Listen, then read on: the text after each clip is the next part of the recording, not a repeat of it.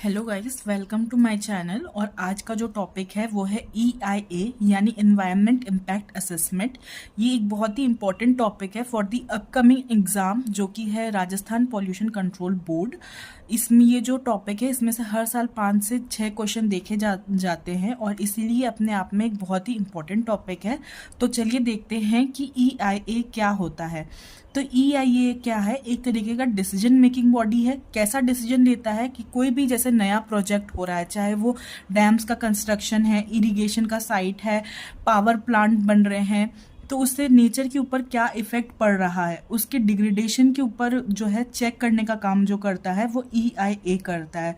अगर हम इसकी एम या पर्पस की बात करें तो इसका मेजर एम यही होता है कि कोई भी जो न्यू प्रोजेक्ट लॉन्च हो रहा है, चाहे वो लॉन्ग टर्म के लिए हो चाहे वो शॉर्ट टर्म के लिए हो, उसका इफेक्ट क्या होता है नेचर के ऊपर, कि अगर वो रिवर्सिबल है, इरिवर्सिबल है, सोशल के ऊपर यानी सोसाइटी में उसके क्या इफेक्ट्स पड़ रहे हैं, उसके कारण कोई डिसीजेज हो रहे हैं या फिर कोई प्रॉब्लम कॉज हो रही है उसके सराउंडिंग में, और कॉमर्शियली उसके क्या इफेक्ट्स पड़ रहे हैं उसके बारे में स्टडी करना, उसको रोकथाम करना, ये काम जो है वो EIA का है। अगर कोई भी जो न्यू प्रोजेक्ट बनता है, चाहे वो थर्मल पावर प्लांट्स की बात कर लें या न्यूक्लियर पावर प्लांट्स की बात कर लें, उनको क्या चाहिए होता है? एनवायरनमेंट से क्लियरेंस सर्टिफिकेट चाहिए होता है। तो वो जो एनवायरनमेंट क्लियरेंस सर्टिफिकेट होता है वो कौन देने का काम करता है? EIA करता है। तो EIA क्या है? एक तरीके का बॉडी है जो कि एनवायरनमेंट के संरक्षण के लिए क्या करता है? काम करता है। अगर हम हिस्ट्री की बात करें तो 1969 में सबसे पहली बार देखा गया था यूएस में कि उन्होंने क्या किया, प्रोटेक्शन के लिए कोई एक्ट बनाया। उससे पहले क्या था, एनवायरनमेंट को प्रोटेक्ट करने की भी ज़रूरत है, ऐसा कुछ नहीं देखा गया था। लेकिन 1969 में यूएस में सबसे पहले नेशनल एनवायरनमेंट प्रोटेक्शन एक्ट बना और उसी के बाद जो है 85 में एनवायरनमेंट कमीशन ने क्या किया, EIA को मैंडेटरी कर दिया।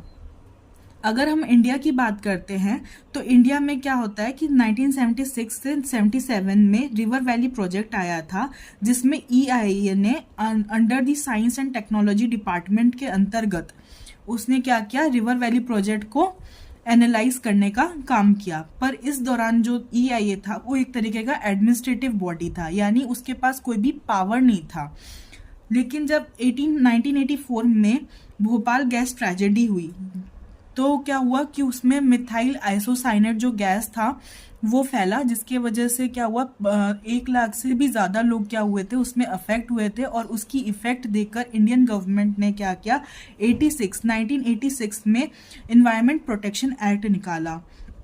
और इस प्रोटेक्शन एक्ट के अंतर्गत ही 1994 में, जनवरी 1994 में EIA जो है एक लेजिस्लेटिव बॉडी बनी under the EPA act of clause A and सब रूल 3, जो कि union ministry of environment and forest था। ठीक है, अब हम बात करते हैं EIA के प्रोसेस के बारे में। तो EIA का जो पूरा प्रोसेस है वो पूरा प्रोसेस 8 स्टेप्स में होता है, जो कि इक्वली इम्पॉर्टेंट होता है। पहला स्टेप होता है स्क्रीनिंग। स्क्रीनिंग में क्या होता है कि EIA जो होता है उसके अंतर्गत 30 कैटेगरी आती हैं। जैसे एग्जाम्पल में थर्मल पावर प्लांट हो गया, nuclear power plant, dams, irrigation, chemical and hazardous industries हो गए। तो इसके बेसिस पे ये देखा जाता है कि ये जो नया प्लांट बन रहा है वो EIA के अंतर्गत आता भी है या नहीं आता। इस बेसिस पे क्या की जाती है, उस प्रोजेक्ट की स्क्रीनिंग की जाती है। अगर उसकी जो प्रोजेक्ट है वो EIA के अंतर्गत आती है तो उसके लोकेशन को देखा जाता है, साइज को देखा जाता है कि कितने साइज में वो फैला हुआ है और उसमें कितना पैसा यानी इकोनॉमी लग रही है। उसके बेसिस पे क्या की जाती है, उस प्रोजेक्ट की स्क्रीनिंग की जाती है। सेकंड स्टेप होता है स्कोपिंग। जब हम लोग ने देख लिया कि कोई भी नया जो प्रोजेक्ट प्रस्ताव हुआ है वो EIA के अंतर्गत आता है कि नहीं, तो उसके बाद हम क्या करेंगे, उस प्रोजेक्ट से बनने वाले क्या क्या इश्यूज हो सकते हैं उसका अनुमान लगाएंगे, यानी हम प्रेडिक्शंस करेंगे कि उस प्रोजेक्ट से क्या क्या मेन की इश्यूज हो सकते हैं। अब ये जो प्रेडिक्शन का काम है यानी अनुमान करने का जो काम है वो कौन करता है, एक्सपर्ट्स करते हैं। वो डिफरेंट एक्सपर्ट्स हो सकते हैं डिपेंडिंग अपॉन कि कौन सी प्लांट्स जो है उसका सेटअप हो रहा है। अगर मान लीजिए कोई केमिकल इंडस्ट्री का सेटअप हो रहा है तो केमिस्ट्री से रिलेटेड जो भी होंगे वो एक्सपर्ट होंगे, जो कि EIA के द्वारा क्या होंगे, कंसल्टेंट होंगे उस डिपार्टमेंट के। अगर वो इरिगेशन और एग्रीकल्चर से रिलेटेड होगा तो ऐसे ही कोई एग्रीकल्चर के हेड होंगे जो कि ईआईए के कंसल्टेंट होंगे, वो आके क्या करेंगे, उस प्लांट को देखकर क्या करेंगे, अनुमान लगाएंगे यानी प्रेडिक्शन लगाएंगे कि उससे होने वाली क्या क्या प्रॉब्लम्स फ्यूचर में देखी जा सकती है। उसके अलावा फिर क्या होगा, थर्ड स्टेप इम्पैक्ट एनालिसिस, यानी हमने ये देख लिया कि ईआईए के अंतर्गत आएगा कि नहीं आएगा, उससे हम लोग ने प्रेडिक्शन कर लिया कि क्या क्या फ्यूचर में इफेक्ट्स हो सकते हैं। अब हम एनालिसिस किस बेसिस पे हम एनालाइज करेंगे कि फ्यूचर में क्या इफेक्ट्स आएगा, तो उसके लिए क्या होता है, डिफरेंट पॉइंट्स होते हैं जिसके बेसिस पे क्या किया जाता है, एनालिसिस किया जाता है। तो क्या क्या की इश्यूज हो सकते हैं ईआईए के, पहला है एयर की, वहाँ पर जो भी प्लांट सेटअप हो रहा है तो उसमें एयर क्वालिटी में क्या क्या इफेक्ट हो रहा है। जैसे कोई भी एक प्रोजेक्ट साइट है तो उसमें से जो भी कंस्ट्रक्टिव मटेरियल है उससे क्या होगा, डस्ट पार्टिकल्स होंगे, डस्ट पार्टिकल्स क्या होंगे, एयर के साथ मिक्स हो जाएंगे, या फिर वहाँ पे कोई फ्यूगेटिव एमिशंस हो रहे हैं, या फिर कोई बर्निंग हो रही है जिसकी वजह से क्या होगा, स्मॉग निकलेगा और वो क्या करेगा, एयर क्वालिटी को क्या करेगा, डिग्रेड करने का काम करेगा। एज वेल एज क्या होगा, व्हीकल्स आएंगे, क्योंकि ट्रांसपोर्टेशन में हमें मटेरियल्स चाहिए होंगे तो उसके लिए ट्रांसपोर्टेशन चाहिए होगा, उसमें से उस व्हीकल में से स्मॉग निकलेगा जिसकी वजह से एयर पोल्यूशन होगी, या फिर कोई भी चीज़ की बर्निंग होगी जिसकी वजह से क्या हो सकती है, एयर डिग्रेड हो सकती है। सेकेंड क्या हो सकता है, नॉइस यानी नॉइस पोल्यूशन। अगर कोई भी बड़ा सेटअप हो रहा है, कोई भी पावर प्लांट बन रहा है तो वहाँ पर क्या होगा, बड़े बड़े मशीनरीज यूज़ होंगे, जैसे डीसी जनरेटर्स हो सकते हैं, कोई प्लांट्स में बड़ी मशीनरीज हो सकती हैं जो कि क्या करेंगी, नॉइज़ का पॉल्यूशन करेंगी, जिसकी वजह से वहाँ के जो आसपास में रहने वाले लोग हैं उनको क्या होगी, डिस्टर्बेंस होंगी। तो इसके बारे में देखा जाता है। थर्ड क्या होता है, लैंड में हम लोग क्या देखते हैं कि वहाँ जो प्रोजेक्ट जहाँ जिस लैंड पे बनने वाली है उसकी जो सॉइल की क्वालिटी है उसको चेक किया जाता है, किसके बेसिस पे, फिजिकल और बायोलॉजिकल बेसिस पे चेक किया जाता है। अगर वो जो लैंड में जो सॉइल है वो बहुत ही न्यूट्रिशियस है या फिर इरिगेशन और एग्रीकल्चर पर्पस के लिए बहुत बेनिफिशियल होता है तो वहाँ पर क्या होता है, पावर प्लांट्स या फैक्ट्रीज को सेटअप नहीं करने दी जाती है। फोर्थ होता है बायोलॉजिकल या फिर बायोटा में क्या देखा जाता है कि वहाँ आसपास में कितनी ट्रीज हैं, क्या उसको कितना कट करना पड़ेगा, या फिर जो वहाँ के फौना है उसके बारे में देखा जाता है। तो ये सारे जो होते हैं की फैक्टर्स देखे जाते हैं जिसके बेसिस पे क्या होती है, एनालिसिस किया जाता है कि वो जो प्रोजेक्ट जिस लैंड पे प्रस्तावित किया गया है उससे हमारे नेचर में क्या क्या इफेक्ट होगा, इसके बेसिस पे एनालाइज किया जाएगा। एनालिसिस हो गया। अब हम लोग ने सब देख लिया कि प्रिडिक्शन भी कर लिया कि उस प्रोजेक्ट से क्या हो रहा है, किस तरीके की डिग्रेडेशन हो रही है नेचर को। उसके अलावा हमने सारे बेसिस पे देख लिया, एयर के बेसिस पे देख लिया, लैंड के बेसिस पे देख लिया, नॉइस के बेसिस पे देख लिया। जब हमने सारे ये देख लिए कि क्या क्या प्रॉब्लम्स हो सकती है नेचर को, तो हम क्या करेंगे, उसको रोकने का काम करेंगे, यानी मिटिगेशन का काम करेंगे। मिटिगेशन क्या है, किसी भी प्रभाव को कम करना। तो उस प्रोसेस को हम क्या कहते हैं, मिटिगेशन कहते हैं।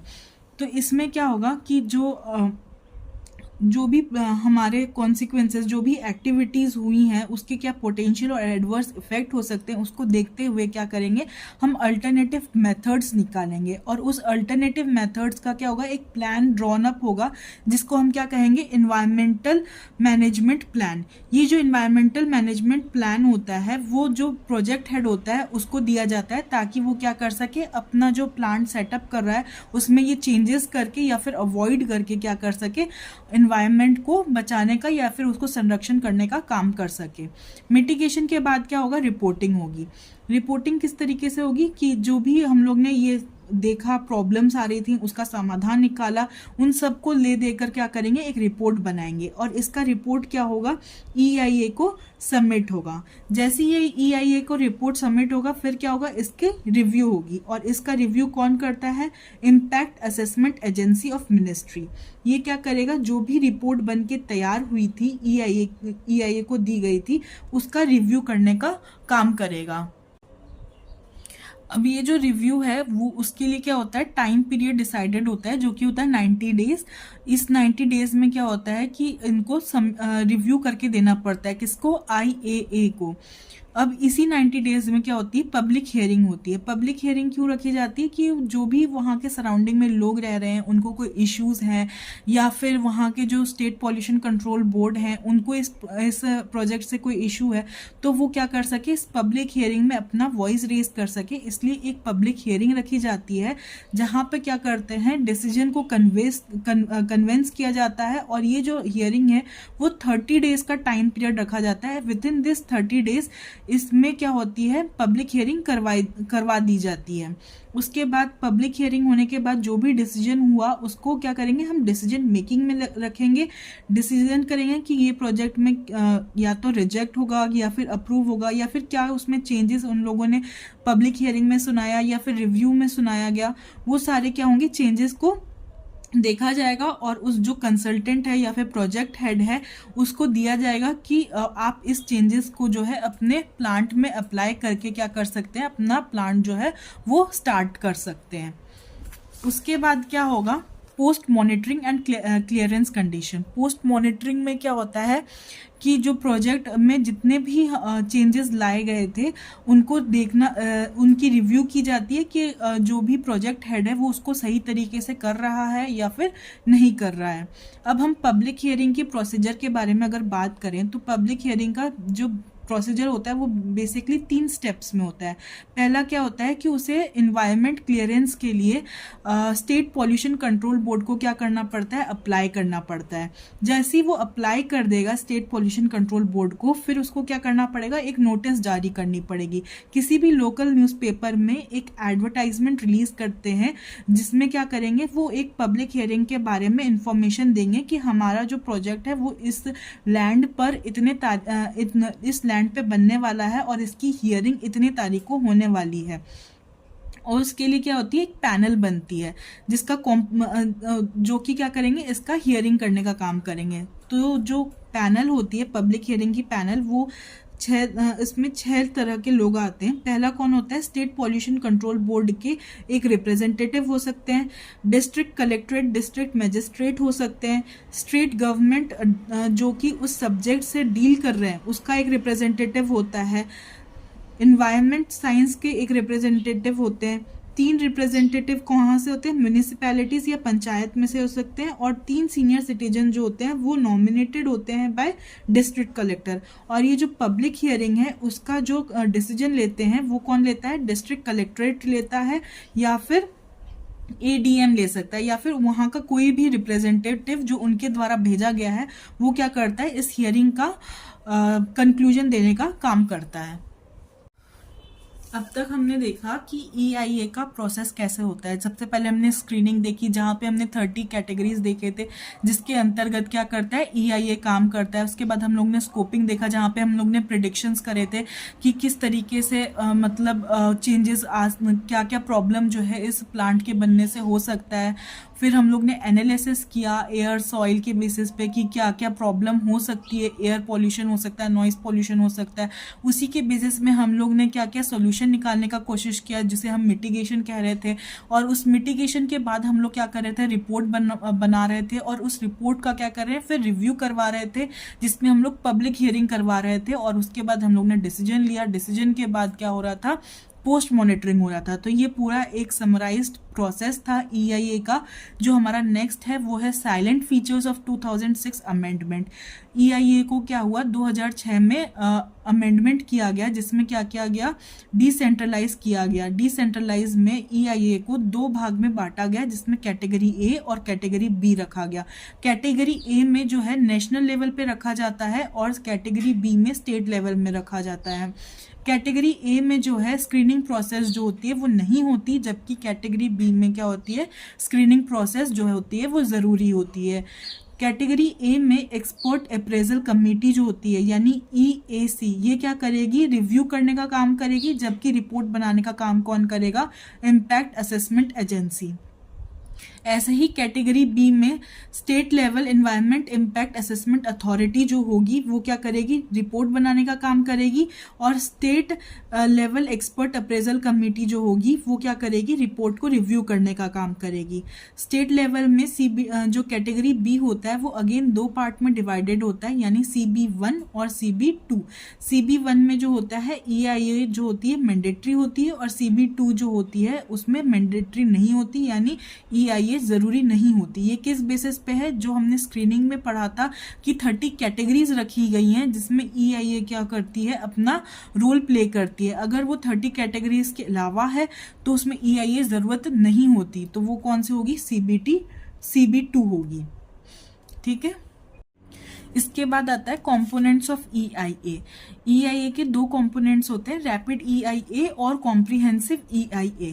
रैपिड EIA जो होता है वो क्या होता है, स्पीडियर प्रोसेस होता है, जबकि ये टाइम टेकिंग होता है, क्योंकि यहाँ पर क्या होता है कि जो भी प्लांट बना है उसमें प्रिडिक्शन किया जाता है कि उसके सबसे एडवर्स इफेक्ट कौन से सीजन में देखे जा सकते हैं, उसी सीजन में क्या होती है, डेटा का कलेक्शन होता है। जबकि कॉम्प्रिहेंसिव EIA में चारों सीजन से क्या होती है, डेटा का कलेक्शन होता है एक्सेप्ट मॉनसून। तो इस टॉपिक में हम लोग ने देखा कि EIA क्या होता है, उसके प्रोसेस के बारे में देखा, हिस्ट्री देखी, अमेंडमेंट देखा, एंड देन कंपोनेंट्स देखे। तो आई होप कि आपको EIA जो है समझ में आया होगा। अगर आपको EIA समझ में आया है तो please like, share and subscribe my channel. And इसी तरह अगर आपको कोई भी और टॉपिक चाहिए तो प्लीज़ कमेंट बॉक्स में लिखें। Thank you so much.